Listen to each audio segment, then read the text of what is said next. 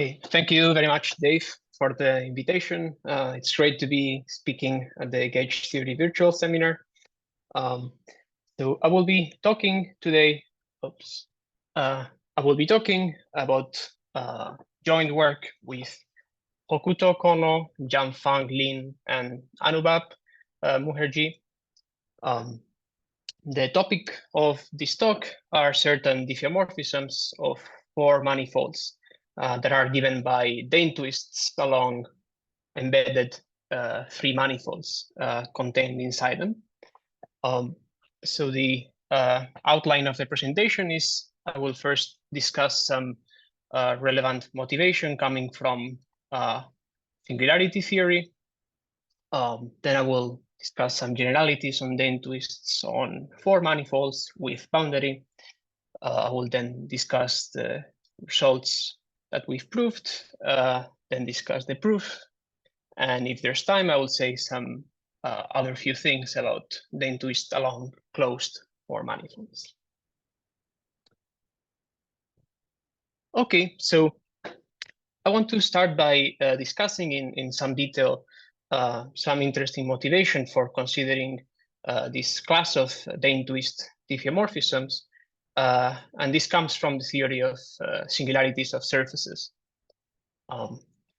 Throughout this section, I'm going to fix three integers, pq and r, all at least two, and I'll consider the so-called Brieskorn-Pham polynomial, so the one you can see written here. So if you look at the vanishing locus of this polynomial, this is an affine surface inside of C3. And it is smooth away from the origin 0, 0, 0, at which this affine surface has an isolated singular point. Okay. Okay. So in this situation, we call the link of such a singularity the three manifold that I will denote by y, which is given by intersecting the singularity with a sphere surrounding the singular point. In this particular case, so for the Brieskorn polynomial, this is called the Brieskorn sphere, denoted sigma pqr. And it's a well-known fact that this three manifold comes equipped with a canonical contact structure given by the complex tangencies. So namely, look at those vectors tangent to the three manifold, which remain tangent after you complex multiply by I. Okay, and I'm restricting here to this simple class of Brieskorn singularities, but much of what I'll say goes through in much greater generality. So it's just to make the discussion as simple as possible. Okay, please let me know if there's any questions along the way. Okay, so if instead of looking at f equals to 0, we look at f equals to t, when t is not 0, then this gives a smooth affine variety, so no longer has singular points. So this is a non-compact manifold, and perhaps then convenient to replace it by a compact four manifold with boundary, namely by intersecting this variety by the unit ball in C3. And this four manifold with boundary, this is called the Milnor fiber of the singularity. So it's a four manifold whose boundary is the Brieskorn homology sphere sigma pqr, which was the link of the singularity. Okay, so it's a classical fact first proved by Milnor that says that all these Milnor fibers, so the manifolds MT, they fit into the fibers of a smooth fiber bundle over a puncture disk. So this is called the Milnor fibration of the singularity. So here we are supposed to take some very small number, epsilon, which is the radius of the disk that we're considering downstairs. And if you take all the MTs except when t equals 0 as the fibers, this happens to form a smooth fiber bundle over the punctured disk. Okay, so then if you have a fiber bundle over a punctured disk, this is classified by its monodromy, which is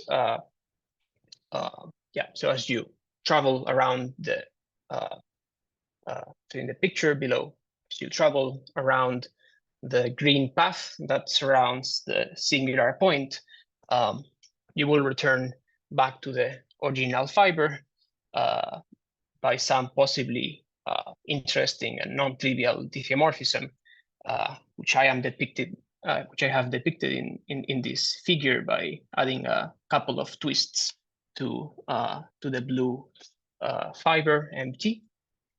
Okay, so this is the monodromy of the singularity, so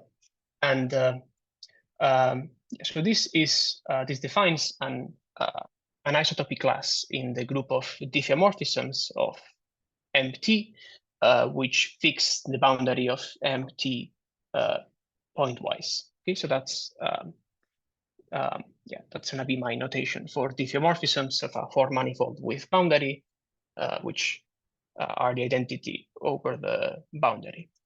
Okay, and the reason why this monodromy can be lifted to a diffeomorphism, which is the identity on the boundary, is because if you look at the Milnor fibration and you pass to the corresponding family of three manifolds obtained by taking the boundaries of the fibers, then this naturally extends over to the origin. So there's a canonical trivialization of the boundaries of this family of four manifolds.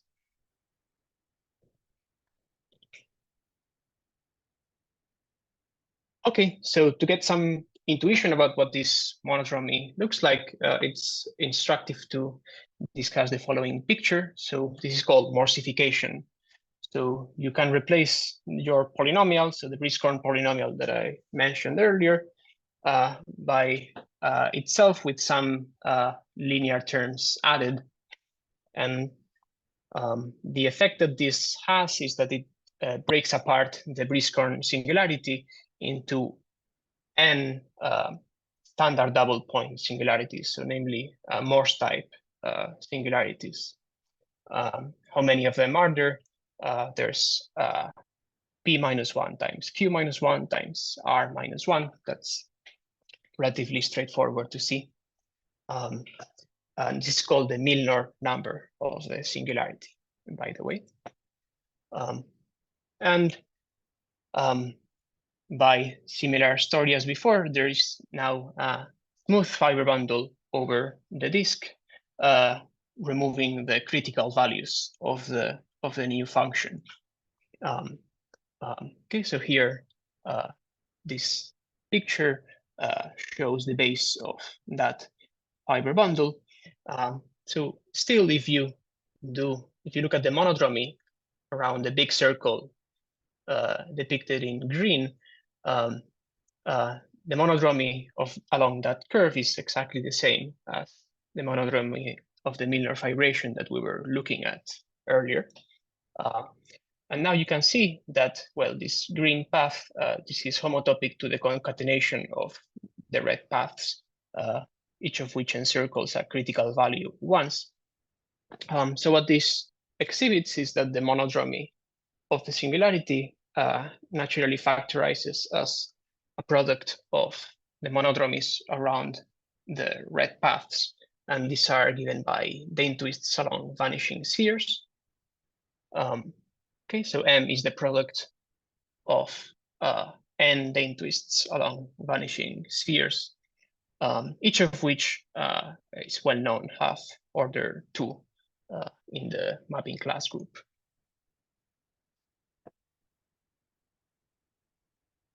Okay, so it's a classical fact that the monodromy, well, this induces an action on the homology of the Milnor fiber.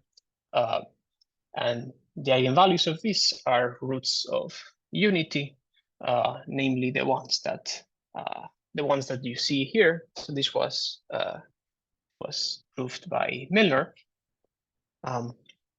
And well, therefore, after you iterate the monodromy a bunch of times, namely you take k equals the lowest common multiple of p, q, and r, that would be enough. Then the kth power of the monodromy starts acting trivially on the homology. Okay, so I'm calling delta the kth power of the monodromy of the Milnor fibration. As a consequence, one can deduce that delta must be topologically trivial. And this is due to the following result by Orson and Powell. This says that we have a compact, simply connected four manifold whose boundary is a rational homology sphere. And then if you have a diffeomorphism of this manifold which fixes the boundary, then if this acts trivially on the homology, then it is in fact topologically isotopic to the identity relative to the boundary. Namely, there's no way to deform this as a homeomorphism fixing the boundary to another homeomorphism of, to the identity homeomorphism of n. So said differently, a diffeomorphism defines a trivial class in the topological mapping class group. Okay, so we see that on the topological side, we have this very strong flexibility result. It tells us that so the high enough powers of the monodromy of the Milnor fibration, they give topologically trivial homeomorphisms. And this is in strong contrast with rigidity results that come from algebraic geometry. Okay, so I want to talk a little bit about that now. So for this, I need to remind the audience of the following concept. So if you have a family of varieties VT, so you should think of the Milnor fibers that I was discussing earlier with a singularity when t equals 0. So this is set to resolve simultaneously if there happens to be a family of smooth varieties WT and complex analytic maps from WT to VT such that at t equals 0, you have a resolution of singularities. Okay, so W0 is a smooth variety with some technical term is a proper birational map to V0.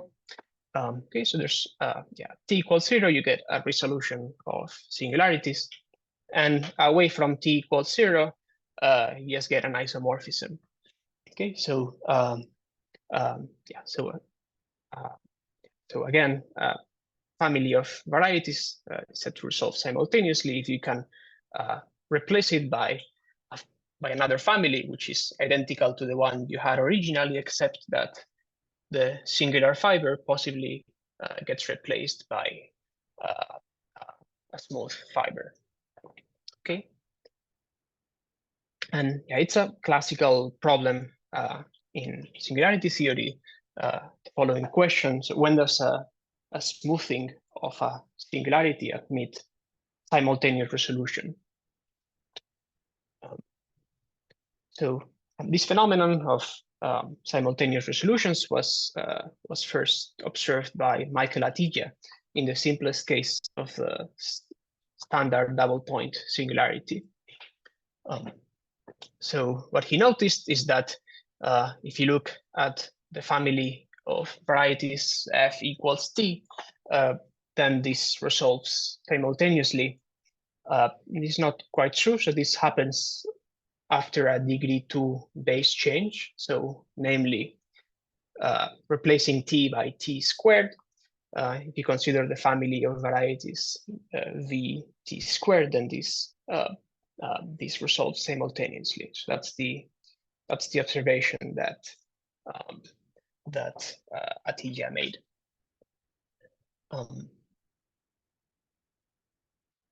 Okay, so going back to our Brice-Kern singularity, so it is known, so this is due to Atiyah in the simplest cases and generalized by Wall later, that if P, Q, and R satisfy this bound, 1 over P plus 1 over Q plus 1 over R greater than 1, then the Milnor fibration of the Brice-Kern singularity resolves simultaneously. And again, this happens after a finite base change. And this doesn't only apply to the Brice-Kern singularities. More generally, this happens whenever the equation f equals 0 defines a rational singularity. So the technical definition of rational singularity is that the geometric genus of the singularity vanishes. So these are the simplest class of isolated singularities. So the main example is given by the ADE singularities. Okay, so in contrast, if 1 over P plus 1 over Q plus 1 over R is less than 1, then it is known that there is no simultaneous resolution of the Milnor fibration. And this happens no matter how U base change. And the reason is quite simple. So the reason is that the Milnor fibers in this case happen to be indefinite. So the intersection form is an indefinite quadratic form. However, the minimal resolution of the singularity is negative definite. And this tells you that you cannot possibly achieve simultaneous resolution, because if that was the case, then the central fiber would have to be negative definite, but the nearby fibers would be indefinite. So that's not possible.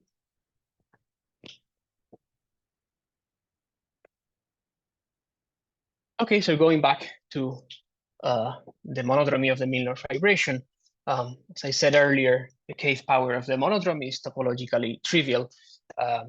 And in this case, one might say that then, well, the Milnor fibration resolves simultaneously, but in a topological sense. So in your family of Milnor fibers, you're replacing the central fiber by a topological 4-manifold and forming a topological fiber bundle with 4-manifold fibers. Well, the corresponding smooth analog of this simultaneous resolution problem is the following question. So when does the monodromy have finite order in the smooth mapping class group? So said differently, when does the Milnor fibration of the singularity simultaneously resolve in a C-infinity sense? Okay, and this is an interesting question because of this flexibility-rigidity dichotomy that I was talking about. So as a homeomorphism, the monodromy eventually acts trivially on homology, therefore it's topologically trivial. But then from the algebrogeometric side, you have these rigidity constraints telling you that there's no simultaneous resolution of singularities. So it's an interesting question, what happens with this diffeomorphism in the smooth mapping class group. So what we will see is that the rigidity prevails, and indeed the monodromy can have infinite order as a in the smooth mapping class group, I mean. So simplest cases when this happens is when PQR is 237 or 2311, and I will discuss all the examples that we have later in more detail. Yeah, so in this situation, the cave power of the monodromy becomes an exotic diffeomorphism of the Milnor fiber with infinite order. Namely, it gives infinite cyclic subgroup in the kernel of the natural map from the smooth mapping class group to the topological mapping class group. Okay, are there any questions about this?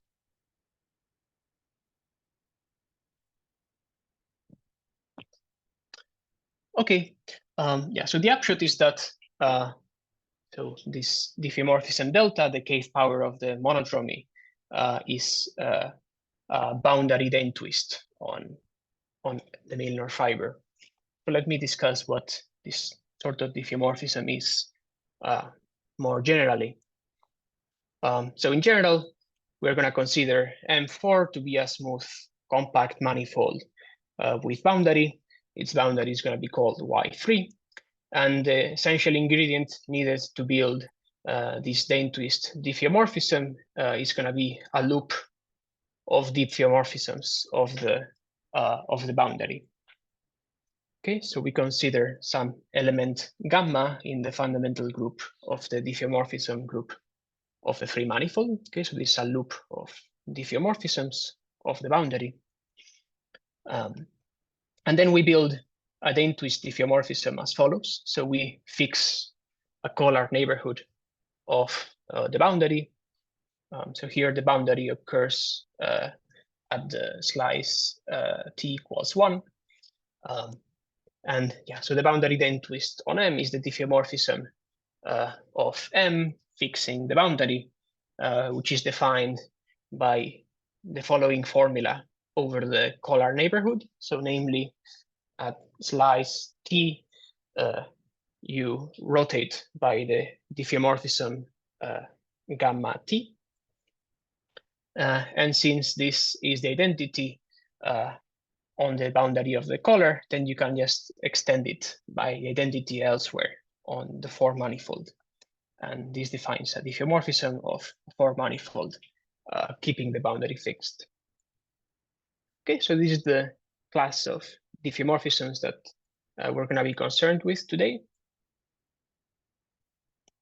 Yeah, so this is a cartoonish depiction of what the effect of a boundary Dehn twists looks on a 4 manifold with boundary. So this is just this diffeomorphism is a straightforward generalization of the perhaps more familiar Dehn twist on a curve inside of a surface. Yeah, so this is sort of the standard picture. And well, we see again that since delta, the Dehn twist, is a diffeomorphism that's supported close to the boundary, then it necessarily must act trivially on the homology. So again, we can appeal to the result by Orson and Powell to conclude that this diffeomorphism is topologically trivial. Okay, so again, in order to get a Dehn twist on a 4 manifold, we need to choose a loop of diffeomorphisms on a 3 manifold. So we better know something about the diffeomorphism group of 3 manifolds. Unfortunately, lots of things are known. So combined work of all the authors that you see here, so Hatcher, Ivanov, Gabay, McCulloch, Soma, establish the following. So if you take an irreducible 3 manifold with infinite fundamental group, so that's an aspherical 3 manifold, and as long as Y is not the 3 torus, then the identity component in the group of diffeomorphisms of the 3 manifold has a very simple homotopy type. So it is either homotopy equivalent to the circle, and that happens precisely when the 3 manifold is a Seifert-fibered 3 manifold, and otherwise it is contractible. Okay, so this is the homotopy type of the identity component. Yeah, so this is a good time to explain what's a Seifert-fibered free manifold. So for our purposes, it would be convenient to regard a Seifert-fibered free manifold as a free manifold which admits an orbifold principal circle bundle over an orbifold Riemann surface C. This can be equivalently defined as free manifold which admits a circle action without fixed points. Okay, so yeah, so in the case of a Seifert-fibered free manifold, the group of identity component of the diffeomorphisms of the free manifold is just a copy of a circle. That circle is just the S1 action from the Seifert fibration. So that's what generates the group of diffeomorphisms. So essentially, for a typical Seifert-fibered free manifold, there's just one possible loop along which to perform the Dehn twist. Okay, so the following criterion is important to mention. So the boundary Dehn twist on a four manifold is trivial in the smooth mapping class group precisely when the loop of diffeomorphisms of the three manifold extends over to a loop on the four manifold. And the proof just relies on following fibration sequence, namely there's the restriction map from the group of diffeomorphisms of M4 to the diffeomorphisms of Y3 just by restricting the action of a diffeomorphism to its boundary. And this has corresponding long exact sequence in homotopy groups. And here one sees that the loop gamma in pi1 of diff of the free manifold always gets sent to the Dehn twist element. So therefore, Dehn twist element being trivial is equivalent to the loop of diffeomorphisms of the free manifold extending over to the four manifold. Okay, so I want to discuss some background regarding this problem. So the first exotic diffeomorphism in 4 dimensions was found by Danny Ruberman in '98, and there's been a lot of interesting work on this diffeomorphism made by many authors, for instance, Baraglia, Kono. And I'm not going to tell you what this diffeomorphism is, but I'll just say that this is an exotic diffeomorphism of X connected sum with S2 cross S2, which can be constructed out of the following ingredients. So the input is an exotic pair of smooth closed four manifolds, which dissolve after a single connected sum with S2 cross S2. So here the simplest example is perhaps the one that you can see here. Yes, so in some sense, Ruberman's diffeomorphism can be thought of as reflecting an exotic phenomenon at the level of classification, which then manifests itself in the one parametric situation. So at the level of diffeomorphisms. So yeah, it's the following is a important problem in the field. The following question: does there exist a closed irreducible four manifold that admits an exotic diffeomorphism? So here, irreducible means that four manifold cannot split as a non-trivial connected sum of four manifolds. Whereas Ruberman's diffeomorphism by construction always occurs in a reducible free manifold, there are many potential candidates for exotic diffeomorphisms of irreducible four manifolds that come from the Dehn twist construction. Okay, so a few more results. So Kronheimer and Mrowka, they established that if you look at connected sum of two K3 surfaces and you look at the separating free sphere in the connected sum, then this is an exotic diffeomorphism, and it has order 2. So the proof here relies on the Bauer-Furuta invariant in the setting of families of 4 manifolds. And another related result was established by Kono, Malik, and Taniguchi recently. And they looked at the boundary Dehn twist on the following Milnor fibers, so M237 and M2311. And they proved that this is an exotic diffeomorphism whose order is at least 2 in the smooth mapping class group. There's a few. There's more interesting results in this paper. I'm just taking out this one for simplicity. And yeah, the proof relies on the family's version of the diagonalization theorem. So this is a result of David Baraglia. So somehow the techniques used to prove this theorem do not seem to address the question of whether the boundary Dehn twist has infinite order. So yes, that's the question that we ask. Can the boundary Dehn twist have infinite order in the smooth mapping class group?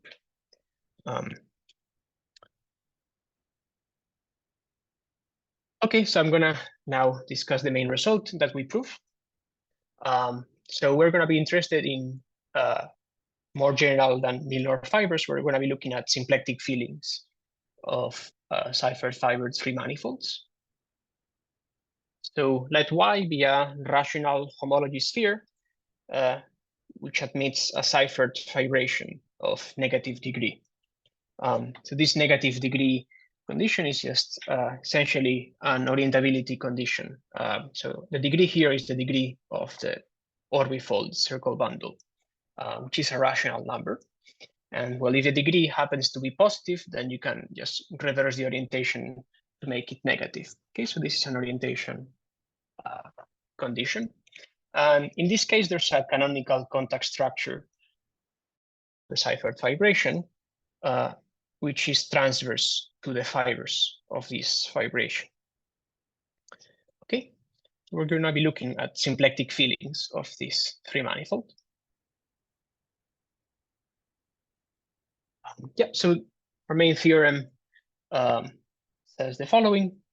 So we assume that the spin-C structure associated to this contact structure is self-conjugate, and that the reduced monopole Floer homology in this spin-C structure has rank 1. So then we can show that for any symplectic filling M of this contact 3 manifold, as long as it is not negative definite, so if B plus is positive, then the boundary Dehn twist is an exotic diffeomorphism, and moreover, it has infinite order in the smooth mapping class group. Okay, so this suggests that Dehn twists on symplectic fillings, they are exotic with infinite order in great generality. So just to make sure we're all in the same page, here HM red is the reduced monopole Floer homology, and this fits into a short exact sequence of modules over the polynomial ring CU. So namely, you have the term on the left, that's the U tower. The term in the middle is the HM check monopole Floer homology, which in Heger-Floer terminology is the HF plus group. And whatever else remains is the reduced monopole Floer homology, which is always of finite rank. Okay, so we're assuming that the reduced Floer homology has rank 1. And yeah, so that's the same theorem again. Let me just remark that there exist plenty of symplectic fillings of such contact-free manifolds. You can make the arbitrary the B plus arbitrarily large if you want. You may also assume simply connected or even spin. Yeah, so some examples for which our theorem applies. Well, the basic case is Y3 is the Briscoe sphere 237 or the Briskron sphere 2311. That's the simplest case. One can also look at the following example that I like a lot. So consider some orbifold two-sphere, which has negative orbifold Euler characteristic. So that's a hyperbolic orbifold two-sphere. And then you look at the three manifold, which is the unit tangent bundle of this orbifold. So this is a three manifold, which to which our theorem will apply. And more generally, all these examples are links of minimally elliptic singularities with a C-star action. So yeah, let me say a little bit more about this minimally elliptic condition. So just for context, if you have a link of a singularity, then Nemeti has proved that the condition that the singularity is rational, so namely that the geometric genus is 0. So we saw earlier, this is the class of singularities that have this simultaneous resolution property. That's equivalent to the reduced Floer homology being trivial. So here now we're looking at the minimally elliptic singularities. This can be defined as those which are Gorenstein and have geometric genus 1. And these have rank 1 reduced Floer homology. So the examples that we can detect are closely related to this minimally elliptic condition. And yeah, in passing, I will also say that these conditions of rationality and minimal ellipticity are rather special. So these are properties of singularities, which in fact only depend on the link of the singularity that bounds them. Okay, they don't really they do not depend on the analytic structure, but just on the topology of the link of the singularity.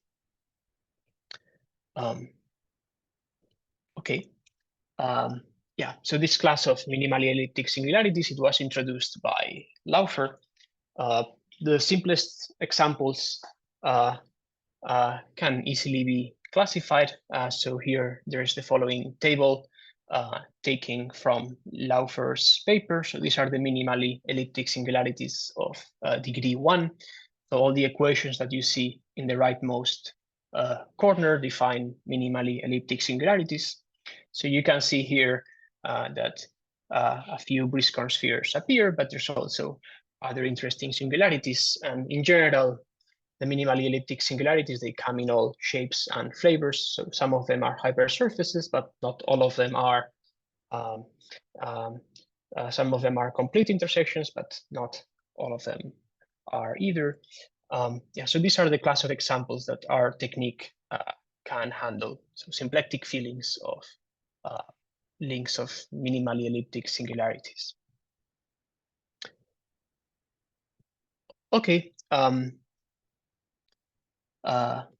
With that said, I want to discuss now how the proof of this result goes. So this relies on the calculation of family's version of a relative invariant in the monopole Floer homology. So first, because let me remind everyone what the relative invariant is in the simplest case. So if you have a 4 manifold that has B plus positive, then there is a cobordism map induced in Floer homology if you remove a bolt from M. So that will give you a cobordism from the 3 sphere to Y. And this is called the mixed map in monopole Floer homology. We denoted HM arrow, which goes from HM hat of the 3 sphere to HM check of the 3 manifold. Technically, this is only defined when B plus is at least 2. When B plus equals to 1, there's a wall crossing phenomenon, but we are only considering symplectic manifolds, in which case you can use the symplectic form to specify one of the 2 chambers. Okay, so there's a well-defined map even when B plus is equal to 1 as well. And then the relative invariant of this 4 manifold with boundary is the image of the standard generator in the in the polynomial ring Cu under this cobordism map. And this gives you a non-trivial element in the monopole Floer homology of the free manifold. And that has to do with the symplectic condition. So namely, if you choose a symplectic cap for the free manifold, then you will obtain a closed symplectic manifold, for which we know that by Taubes, the Seifert-Witten invariant is non-trivial.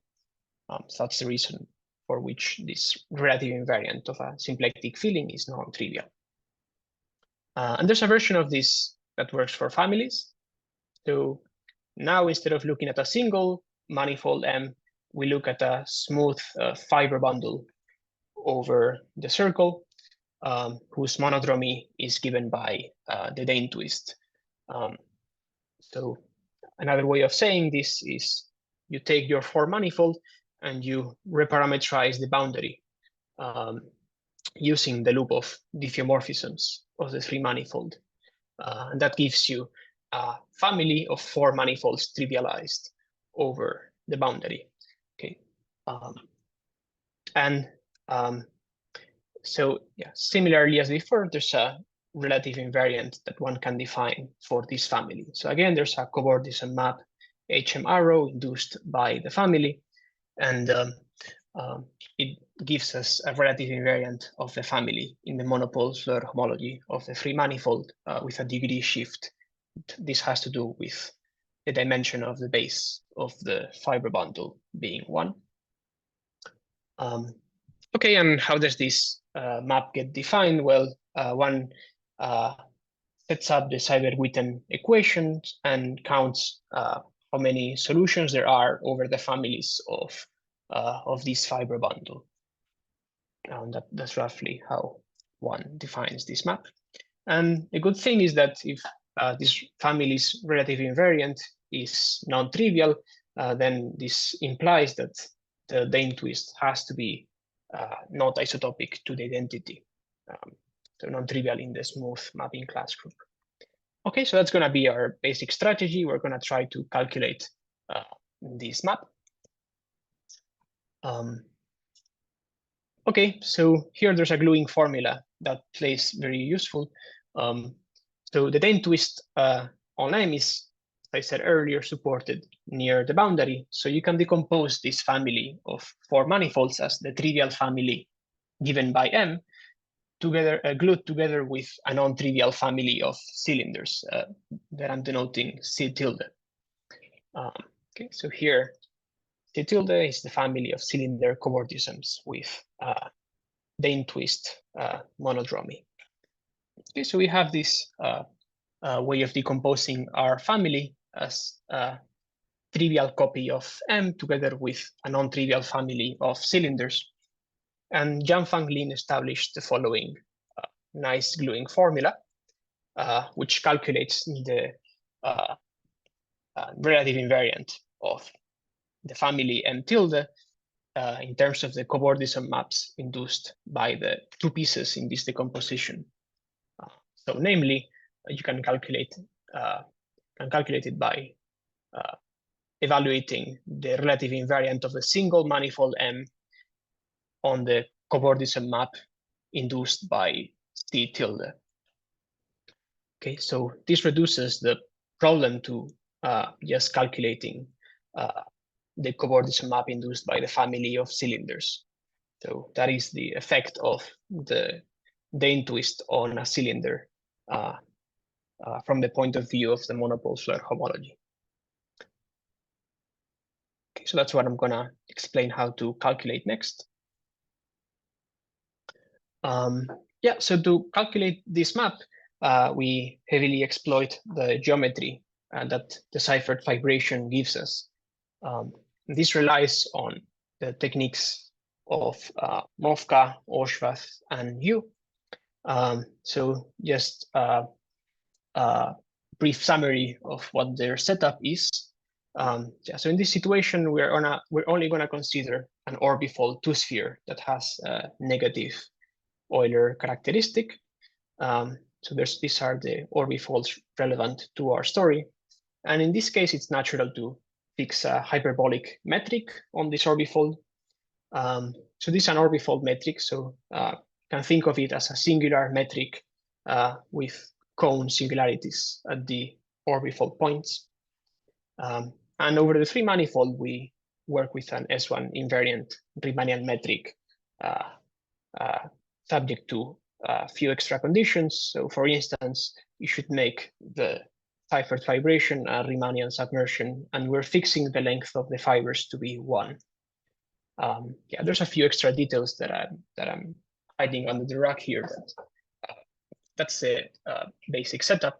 And really the essential choice that we are making here is the area of the orbifold Riemann surface. So we are fixing the length of the fibers to be 1, and we haven't really fixed the area of the orbifold Riemann surface.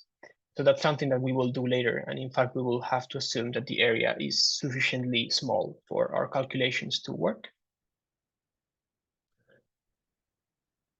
Okay, so Mrówka-Ośwad and you established the following dimensional reduction phenomenon, by which if you have solutions to the Seifert-Witten equations on the three manifold, then roughly speaking, they reduce to an equation over the orbifold, which corresponds to an effective divisor on the orbifold Riemann surface. And there's a similar phenomenon for the spaces of flow lines, namely the Seifert-Witten equations on R cross three manifold.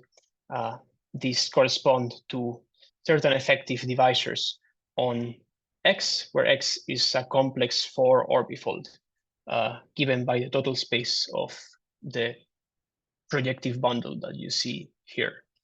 And L is the complex line bundle associated to the Seifert vibration. Yeah, so the rough picture is the one you see here. So the vertical lines correspond to the 0 section and the section at infinity in this projective bundle. The horizontal gray lines are the rulings in this projective bundle, so the fibers, so the P1 fibers of this bundle. And then on each of the two curves, we have divisors depicted in red and blue, and flow lines for the Chern-Simons functional will count effective divisors on X. So these are cartoonishly depicted by the green lines. Okay, so let me now get into the details of the calculation. So we're assuming again that the reduced Floer homology is rank 1 and the spin-C structure is self-conjugate. And we're going to be working in the blow-up model for monopole Floer homology that was introduced by Kronheimer and Mrówka. And in this situation, the flow lines and the critical loci of the Chern-Simons Dirac functional, they look like what you see here. So there's two irreducible critical points, C and C bar, which have index -1. And then there is a reducible critical manifold, which is a copy of CP1 and has index -2. And what is this? It is corresponds to the projectivization of the first positive eigenspace of the spin-C Dirac operator at the reducible. There are other reducible critical manifolds corresponding to other eigenspaces, but they won't play a role in this calculation, so I'm just omitting them.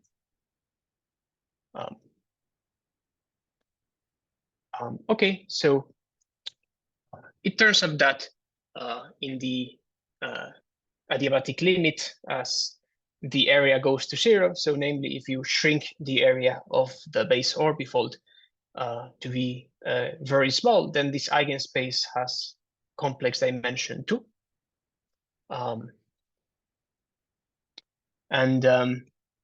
Yeah, so a calculation that one can do using Mrówka-Ośwad few techniques is that there exists exactly one flow line that connects the irreducible critical points C and C bar to the reducible critical manifold CP1. So the two black lines that you see, those are the two flow lines.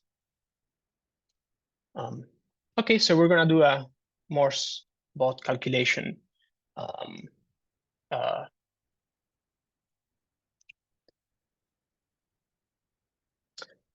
Okay, so so we use a Morse bot model for the monopole Floer groups.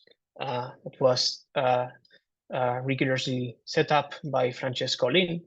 And in this picture, the monopole Floer homology consists of the rank 1 summand, which I'm placing in degree -1, and then there's the U tower. I should probably say that I am shifting all the gradings of critical points in this situation. So it need not be -1. I'm just shifting everything to make the discussion simple. So in this, so in the monopole Floer homology, the summand of rank 1, this is generated by the class represented by the following cycle. So namely, we're choosing the green path that you see that travels over the CP1 reducible manifold. So just choose such a path, like the one you see in the picture. And then, so the class C minus C bar plus gamma, this defines a cycle in the monopole chain complex, namely the boundary points of gamma, they cancel with the endpoints of the trajectories that emanate from C and C bar. Similarly, the bottom of the U tower is generated by the fundamental class of the CP1 critical manifold. So the key point is that the Seifert circle action, this induces a non-trivial rotation of this CP1 critical manifold. So there's the gray axis that you're seeing here. It intersects the CP1 at 2 points, precisely where the two flow lines arrive. The upshot is that the Seifert S1 action induces an action on the critical manifolds, which rotates this copy of CP1 in a non-trivial way about this axis. So that's the basis of the calculation, from which one deduces that the generator of the rank 1 summand, so C minus C bar plus gamma, under the family's cobordism map induced by the cylinder, gets sent to a non-trivial multiple of the fundamental class of P1, so the bottom of the tower. And here the idea is that this class arises from rotating the green path gamma under this rotation. So the effect of the Dehn twist on a cylinder is to rotate this green path by the S1 action on that CP1 critical manifold. Okay, so from this, the proof follows. Namely, we know that the relative invariant agrees with the class C minus C bar plus gamma. And therefore, by the gluing formula, we have computed that the relative invariant of the family of 4 manifolds M is non-trivial. And this shows that the Dehn twist, which is the monodromy of this family, is an infinite order diffeomorphism. Okay, so this is the rough outline of how the proof goes. If there's no questions, I'll give a few more details on this key point of why there's this rotation of this CP1 critical manifold. So what happens here is that the Seifert S1 action on the free manifold induces an corresponding action on the critical manifolds. So namely, it's called R theta, the Seifert action. Then the spinor bundle for the spin-C structure is just given by a trivial line bundle plus the pullback of the tangent bundle of the Riemann surface. And this is, in a natural way, S1 invariant. Namely, there's a canonical way of lifting the S1 action on the 3 manifold to the spinor bundle. Or said differently, the pullbacks of the spinor bundle by the circle action are canonically identified with S again. And this says that the Seifert-Witten equation disinherits some additional circle symmetry. So on top of the circle symmetry coming from the equations itself, there's an additional circle symmetry induced by this Seifert action. So this acts on connection B and spinor psi just by pulling them back. And this action happens to be trivial on the irreducible critical manifolds that was essentially established in the Mrowka-Oshvath-Yu paper. However, it can act non-trivially on the blown up reducible critical manifolds. And yeah, so in order to explain this, so let me recall again that the blown up reducible critical manifolds, these are the projectivizations of the eigenspaces of the Dirac operator. And among all these eigenvalues, there's one that plays a special role. So this is the eigenvalue given by the Euler, the orbifold Euler characteristic of C divided by twice the degree of the Seifert fibration. And this is a positive number. And yeah, so if you assume the area of the orbifold is sufficiently small, then we can, in fact, guarantee that there's exactly 2 eigenvectors in this eigenspace. And calculation then shows that these 2 eigenvectors, these happen to be Fourier modes along the fibers of the Seifert fibration. So namely, if you differentiate along the vertical direction, then these are, if you want, they're eigenvectors for the Dirac operator on the line. So they are Fourier modes. And this shows, this calculates what's the weights of the Seifert S1 action on this eigenspace. So namely, it acts with weight 0 and chi over the degree. And well, then the upshot is that this induces a non-trivial rotation of this CP1 critical manifold by this degree, which happens to be an integer. Okay, so that's the rough outline of the proof. In the last minute, I just want to say a few words about closed for manifolds.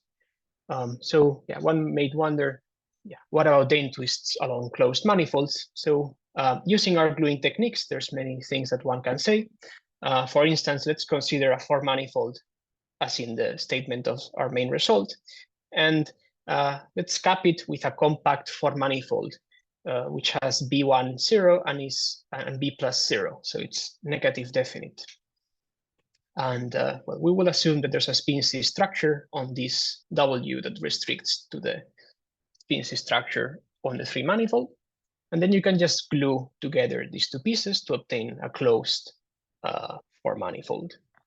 And it's relatively straightforward to establish now from the gluing formula and our calculation that the Dehn twist along the 3 manifold Y inside of X4 is of infinite order in the smooth mapping class group of X. And roughly the way this calculation goes is you calculate the family's Seifert-Witten invariant of this family of closed manifolds. And this can be done by the gluing formula. So here, the key point is that the covordism map induced by W, so this will send the bottom of the U tower to the bottom of the U tower. And that's because of the B plus 0 assumption. And well, we saw earlier that the relative invariant of the family is the non-trivial element at the bottom of the tower. So this immediately tells us that the family Seifert-Witten invariant of this family of closed manifolds is non-trivial. So this gives us an infinite order element in the smooth mapping class group. Yeah, so the simplest example of this is I take free manifold, which is the Biscorn sphere 237, and the Milnor fiber as the symplectic filling. So then if you take as, well, with its orientation reversed, W is the trace of +1 surgery on the figure 8 knot. This is sort of the smallest example that comes out of this construction. This is homeomorphic to following copies of CP2 and CP2 bar. However, it's unclear whether it is irreducible. Yeah, so this has to do with a general phenomenon. So there's the following challenge with detecting an exotic diffeomorphism of an irreducible closed form manifold. Namely, if you have some non-trivial Seifert-Witten invariant of the single form manifold, then there's no species structure that have virtual dimension -1, which are the ones that you need to calculate the family's Seifert-Witten invariant. So you actually cannot study then the family Seifert-Witten invariants of diffeomorphisms. And well, conversely, if you're able to detect a non-trivial diffeomorphism by using the family Seifert-Witten invariant, then there's no species structure that have virtual dimension 0. So there's no Seifert-Witten invariance of X that you can study. So both detecting that a form manifold is irreducible and has an exotic diffeomorphism is quite challenging. Yeah, so I'll leave it there, and thank you for listening.